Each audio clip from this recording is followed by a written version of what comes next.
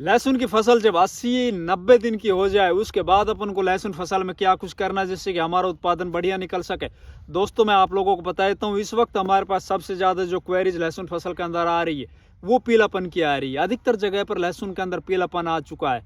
पीलापन आने का मुख्य कारण इस वक्त एक तो थ्रिप्स का बहुत ज़बरदस्त प्रकोप, साथ ही फंगस का प्रकोप, और साथ ही साथ इस वक्त जितने भी फर्टिलाइज़र अपन नीचे से यूज कर रहे हैं वो ज़्यादा सर्दी होने की वजह से उतना वो परफॉर्मेंस नहीं दिखा पा रहे। तो इस वक्त अपन को क्या कुछ करना चाहिए जिससे कि हमारे लहसुन की फसल एकदम लस ग्रीन हो जाए, उसका उत्पादन आगे जाके हमें शानदार मिले। साथ ही इस वक्त हमें कौन कौन सी ऐसी सावधानी रखनी चाहिए जिससे कि हमारे आगे जाके एक तो लहसुन का जो कंदे वो फटे नहीं, और साथ ही कंदे एकदम वाइट हो, एकदम सफ़ेद हो, ऊपर से उसका जो छिलका होता है वो एकदम टाइट और एकदम मजबूत हो, जिससे कि बाजार भाव भी बढ़िया मिले। तो दोस्तों अपन को इस वक्त लहसुन फसल के अंदर क्या कुछ करना है ये सब जानकारी लेके हाजिर हूँ मैं इंद्रपाल यादव। स्वागत करता हूँ आपका अपने YouTube चैनल देश की जान हमारे किसान चैनल पर। किसान भाइयों, मैंने आप लोगों से वादा किया था कि मैं जब भी किसी भी फसल को लेता हूँ तो उसकी बुआई से उसकी कटाई तक कंप्लीट आप लोगों को जानकारी देता हुआ चलता हूँ। तो दोस्तों आज मैं आप लोगों को इस वीडियो के माध्यम से अपन को लगभग 90 दिन की अवस्था के अंदर जब हमारी फसल हो जाती है उस वक्त क्या कुछ करना चाहिए, साथ ही हमारी फसल पर इस वक्त जैसे जैसे टेम्परेचर बढ़ता जाएगा हमारी फसल के ऊपर कौन कौन सी बीमारियां बढ़ती चली जाएगी, कौन कौन सी प्रॉब्लम वो फेस करनी पड़ेगी हमें, तो ये सब जानकारी आपको इस वीडियो के माध्यम से मिलेगी। आप लोगों से मेरा रिक्वेस्ट है, निवेदन है कि जितने भी किसान भाई हमारे चैनल पर नए आए या जिन किसान भाइयों ने चैनल को अभी तक सब्सक्राइब नहीं किया, कृपया चैनल सब्सक्राइब कर लीजिए, वीडियो को लाइक और ज़्यादा से ज़्यादा शेयर कीजिए। तो दोस्तों अब बात करते हैं, हमारी फसल लगभग 80 दिन से पार हो चुकी है, कहीं पे 85 दिन की है तो कहीं 90 दिन की है। इस वक्त हमारी फसल के अंदर पीलापन है, वो पीलापन जा नहीं रहा है। बहुत से खेतों के अंदर अपन काफ़ी कुछ खाद भी डाल चुके हैं, उसके अंदर माइक्रो न्यूट्रिएंट्स की भी पूर्ति कर चुके हैं, नीचे से भी ऊपर से भी फोलियर स्प्रे में हमने फर्टिलाइज़र NPK के रूप में दे चुके हैं, लेकिन फिर भी हमारी फसल है वो उसके अंदर पीलापन नहीं जा पा रहा है। तो दोस्तों आखिर ऐसा क्या कारण? तो दोस्तों उसको अपन किस तरह से रिकवर करें, अपनी फसल को किस तरह से हरा भरा करें। जब तक हमारी फसल हरी भरी नहीं होगी, आप लोगों को पता है हमारा पौधा अच्छे से ग्रोथ नहीं कर पाएगा, हमारा जो कंद है उसका अच्छे से विकास नहीं हो पाएगा। क्योंकि जितना ज़्यादा पौधे के अंदर हरापन होगा, जितना ज़्यादा क्लोरोफिल की मात्रा होगी पत्तियों के अंदर, उतना ही ज़्यादा पौधा है वो दिन के अंदर भोजन बना पाएगा। जितना ज़्यादा वो भोजन बना पाएगा उतनी ज़्यादा ऊर्जा वो अपने कंद को दे पाएगा और कंद उसका जो है ना साइज उसका मोटा हो पाएगा। दोस्तों अपन देख रहे हैं इस वक्त बहुत से खेतों के अंदर थ्रिप्स की समस्या सबसे ज़्यादा दिखाई दे रही है। सोचिए अगर इस वक्त हमने थ्रिप्स का खात्मा नहीं किया तो आगे जैसे जैसे टेम्परेचर बढ़ता चला जाएगा थ्रिप्स से वो इनकी गोब के अंदर नीचे चली जाएगी और फिर वो काबू बड़ी मुश्किल से आ पाएगी। तो अभी हमारे पास काफ़ी वक्त है, हम इस वक्त भी थ्रिप्स को आराम से कंट्रोल कर सकते हैं। मैं आपको दो पौधे दिखाता हूँ, दो पौधे दोनों एक समय पर बुआई किए हुए, एक ही खेत के अंदर बराबर दोनों के अंदर फर्टिलाइजर यूज किए गए हैं। जितने भी खाद डाले गए थे दोनों में बराबर नीचे से पानी पिलाया गया है। जितनी भी सिंचाई की गई थी दोनों पौधों को बराबर मात्रा में सिंचाई की गई थी। जितने भी NPK के स्प्रे थे ऊपर से वाटर सोलुबल फर्टिलाइजर के जितने भी स्प्रे थे वो दोनों में बराबर किए गए थे। या इसके अंदर जो भी कुछ अपन को देना था, जिंक है, मैग्नीशियम है, सल्फर है, कॉपर है, जो भी मेलोबोडियम है, जो भी कुछ है वो सब बराबर दिए। सिर्फ और सिर्फ अगर इन दोनों में कोई डिफरेंस है, अगर इन दोनों में कोई अंतर छोड़ा है तो एक स्प्रे का अंतर छोड़ा है, इंसेक्टिसाइड का। जी दोस्तों, ये जहां पर है उस एक छोटे एरिया के अंदर एक स्प्रे काट दी गई थी प्रैक्टिकल करने के लिए। एक छोटे से एरिया के अंदर जहां पे ये पौधा है तो लगभग 20 से 50 पौधे थे जहां पे स्प्रे नहीं की गई थी, यहाँ पे स्प्रे कर दी गई थी। अब दोनों का आप अंतर देख सकते हो, इनकी ग्रोथ का अंतर देख सकते हो। इसके अंदर जो थ्रिप्स है वो इतनी ज़बरदस्त लगी हुई कि इसने पौधे को घुमा दिया है, एक तरह से जलेबी रोग बना दिए।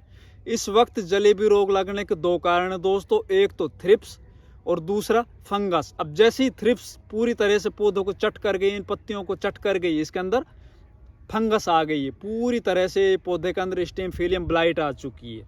तो अब इसको अपन किस तरह से कंट्रोल करें? तो सबसे पहले अपन को स्प्रे का तरीका चेंज करना होगा। स्प्रे अपन करते क्या है कि 3 या 4 पर एकड़ के हिसाब से मैं बताऊं तो ज़्यादा से ज़्यादा 5 पंप अपन कर लेते हैं, एकदम स्पीड से चलते रहते हैं यूँ ही घुमाते हुए। कहीं पे हमारी स्प्रे पहुंची, कहीं पे नहीं पहुंची, अपन को थोड़ा धीरे और रुक के स्प्रे करना होगा। जहां पे आप 5 पंप 1 एकड़ के अंदर कर रहे हो, आप 7 पंप कीजिए। दूसरा, मैं आप लोगों को अभी कुछ टेक्निकल बता रहा हूं, आप उन टेक्निकल को अगर यूज करते हो, एक बार आज स्प्रे किया, अगली जो स्प्रे है वो आप 5 या 6 दिन के बाद दोबारा से कर दीजिए। निश्चित तौर पर आपके थ्रिप्स वो खत्म हो जाएगी। इन्हीं इंसेक्टिसाइड के साथ आपको सिलिकॉन बेस्ड चिपको जो आते हैं बाजार में, बढ़िया क्वालिटी के चिपको, वो आपको जरूर लेने हैं। तो जिन खेतों के अंदर थ्रिप्स की बहुत ज़्यादा समस्या है, स्प्रे करने के बावजूद भी थ्रिप्स खत्म नहीं हो रही, तो मैं आप लोगों को डाउ कंपनी के डेलीगेट और डाउ कंपनी की ट्रेसर, इन दोनों में से कोई आप एक ले लो। इनमें से आप कोई एक लेके अपने खेतों के अंदर स्प्रे कर दो, आपकी जो थ्रिप्स है ये खत्म हो जाएगी। ये थोड़ी कॉस्टली आती है इंसेक्टिसाइड, बहुत महंगी आती है। बाकी ये तभी यूज करनी जब आप बिल्कुल ये समझ लो कि यार काफ़ी कुछ स्प्रे करने के बाद भी हमारे जो थ्रिप्स है उन पर कंट्रोल नहीं हो रहा। बाकी मैंने पीछे 2 वीडियो के अंदर भी आप लोगों से काफ़ी टेक्निकल बताए थे। अगर आपने सही समय रहते हुए और स्प्रे की होगी और एक स्प्रे करने के 5 से 7 दिन बाद दोबारा स्प्रे कर दी होगी उनमें से कोई भी टेक्निकल चेंज करके, तो निश्चित तौर पर आपकी जो थ्रिप्स की समस्या है वो खत्म होगी। पहले स्प्रे करोगे आप 30% थ्रिप्स खत्म होगी। दूसरी स्प्रे जब आप करोगे ना 5वें 6वें 7वें दिन, तो लगभग 50 से 60% थ्रिप्स है वो आपकी खत्म हो जाएगी। तो टोटली आपकी जो 70 से 80% थ्रिप्स है वो 2 स्प्रे में खत्म हो जाएगी, चाहे जितनी आपके थ्रिप्स हो। वैसे मैं आप लोगों को इस वीडियो के माध्यम से फिर दोबारा बताने जा रहा हूँ, आप पेन कॉपी लीजिए, नोट कर लीजिए, इनमें से कोई भी टेक्निकल आप 2 यूज कर लीजिए। एक बार स्प्रे करो, उसके 5 या 6 दिन बाद आप दोबारा से स्प्रे कर दो, कोई भी टेक्निकल चेंज करके। उनके साथ जो पिछली वीडियो में मैंने फंजीसाइड बताया था, अगर आपकी फसल के अंदर कोई फंगस की प्रॉब्लम, तो आप उनमें से कोई भी टेक्निकल लेके यूज कर सकते हो इनके साथ। तो आप इंसेक्टिसाइड के अंदर पहला मैं आप लोगों को बताऊं तो आप थाइमेथाक्सम और लैम्डासाइलोथिन, जैसे कि अली का आता है सिंजेंटा कंपनी का, ये ले सकते हो। इसके साथ आप एसीफेट ले सकते हो। दूसरा, आप परफोनोफोस साइपरमेथ्रिन के साथ एसीफेट इमिडाक्लोरोपिड का जो कॉम्बिनेशन आता है, जैसे कि लांसर गोल्ड यूपीएल का आता है, इनको आप स्प्रे कर सकते हो। इनके साथ आप फिप्रोनिल इमिडाक्लोरोपिड जो 40% का कॉम्बिनेशन आता है, जैसे घाड़ा का पोलिस आता है, बायर कलेसेंट आता है, आप इनको भी यूज कर सकते हो अगर आपके खेतों के अंदर ज़्यादा थ्रिप्स की समस्या है। इसके साथ आप या तो परफोनोफोस साइपरमेथ्रिन में से कुछ मात्रा ले लीजिए, या फिर आप एसीफेट में से कुछ मात्रा ले लीजिए। निश्चित तौर पर आपकी जो थ्रिप्स है वो खत्म हो जाएगी। अगर आप बढ़िया से अच्छे से स्प्रे करोगे, पौधा पूरी तरह से भीग जाएगा। तो पौधे की जो गोब होती है, अगर पौधे की इन पत्तियों के अंदर आपकी जो इंसेक्टिसाइड आ गई अच्छे से, इन पत्तियों के अंदर से ये नीचे गोब के अंदर चली गई आपकी इंसेक्टिसाइड, आपका जो कीटनाशक है वो इनकी गोब के अंदर से नीचे तक चला गया, तो निश्चित तौर पर आपकी जो थ्रिप्स है, चाहे वो कहीं पर भी छुपी हुई हो, वहाँ पे वो मर जाएगी। तो आप इनमें से कोई भी इंसेक्टिसाइड लो।